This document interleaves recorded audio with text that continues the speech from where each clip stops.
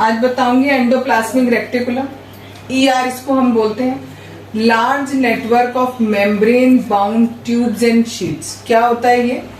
Large network of, बहुत बड़ा network होता है इसका। मेम्ब्रेन बाउंड ट्यूब्स, ट्यूब्स होती हैं जिनके बाहर कोई मेम्ब्रेन होती है या पूरी की पूरी शीट्स होती हैं और उन शीट्स पर बाहर एक मेम्ब्रेन होती है। जैसे मैंने आपको बताया था सेल के बाहर मेम्ब्रेन होती है, प्लाज्मा मेम्ब्रेन, ठीक है। उसी तरीके से ट्यूब्स होती हैं या शीट्स होती हैं, उनके बाहर भी आपकी एक मेम्ब्रेन होती है और उनको हम क्या कहते हैं? ईआर कहते हैं, ठीक है। नेक्स्ट है it's structure is same as plasma membrane. बिल्कुल इसका स्ट्रक्चर किसके जैसा होता है? प्लाज्मा मेम्ब्रेन के जैसे ही होता है। जैसे प्लाज्मा मेम्ब्रेन होती है बिल्कुल वैसे ही आपकी ईआर होती है। ये दो तरीके की होती है, एक स्मूथ होती है, एक रफ होती है। जो स्मूथ वाली होती है उसके ऊपर कोई भी अलग से डॉट लाइक स्ट्रक्चर नहीं होती, जबकि जो रफ होती है उसके पास छोटे छोटे पार्टिकल्स होते हैं जिनको हम राइबोसोम्स कहते हैं, ठीक है। ऐसे मानो सपोज ये एक ईआर है, अगर ये बिल्कुल इसके ऊपर कोई डॉट नहीं बना दैट मीन्स ये स्मूथ ईआर है, और अगर इसके ऊपर ऐसे डॉट डॉट्स बने हुए हैं, ठीक है, तो ये हमारी रफ ईआर होगी। और ये जो डॉट्स हैं, ये डॉट्स क्या है? राइबोसोम्स हैं। और ये जो राइबोसोम्स होते हैं इनमें हमारा प्रोटीन बनता है, ठीक है। तो ये साइट ऑफ प्रोटीन है। ये क्वेश्चन बहुत ज्यादा पूछा जाता है कि साइट ऑफ प्रोटीन कौन है? राइबोसोम्स। कहाँ बनता है प्रोटीन? इन राइबोसोम्स के अंदर बनता है। जो स्मूथ ईआर है, S ER means smooth ER और आर ईआर का मीन्स होता है rough ER. Helps in manufacturing of fat molecules और लिपिड्स। प्रोटीन हमारा बना किसमें? राइबोसोम्स में, यानी रफ ईआर में। और जो स्मूथ ईआर था उसमें हमारा क्या बना? लिपिड्स बने और फैट के मॉलिक्यूल्स बने।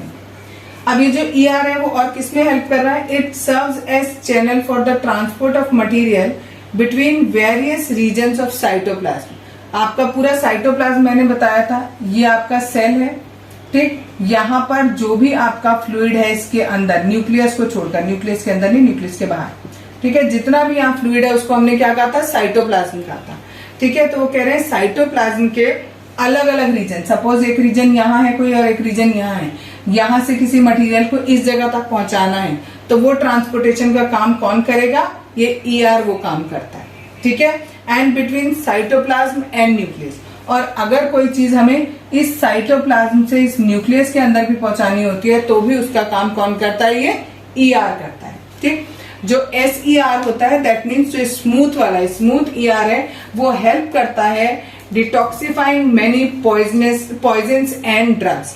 यानी सेल के अंदर अगर कोई पॉइजन है या कोई ड्रग है और उसको रिमूव करना है, डिटॉक्सिफाइंग का मतलब होता है उसको साफ करना, तो यानी उसको रिमूव करने का काम कौन करता है? स्मूथ ईआर करता है।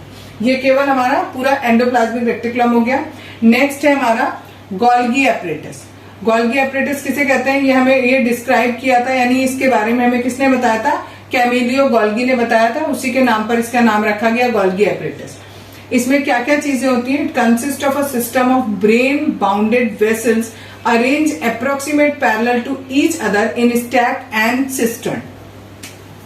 देखो मैंने आपको बताया ये वेसल्स होते हैं, ऐसे पतली पतली वेसल्स होंगी और एक के ऊपर एक के ऊपर एक ऐसे स्टैक बना रही होंगी, ठीक है। और पूरे इस स्टैक को क्या क्या नाम देंगे? हम सिस्टर्न का नाम देंगे, ठीक है। क्या होता है? Consist of system of membrane bound vessels. ये जो एक सिंगल मैंने बनाई ये कैसी है? मेम्ब्रेन बाउंड वेसल्स है ये, और ये एक के ऊपर एक के ऊपर एक दूसरे के पैरेलल रख दी जाती है और ये सारा का सारा मिलकर बंडल क्या कहलाता है? सिस्टर्न कहलाता है। और इस पूरे को हम क्या कहते हैं? गोल्गी एपरेटस भी बोलते हैं, ठीक। नेक्स्ट है इसका काम क्या होता है?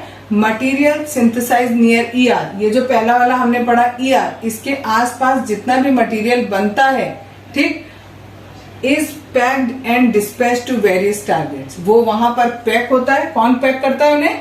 ये गोल्गी एपरेटस पैक करता है, पैक करता है और उसे डिस्पैच करता है अलग अलग टारगेट्स पर, ठीक। फिर लास्ट फंक्शन इसका, लास्ट नहीं second last, its function include storage, modification and packaging of products in vessels.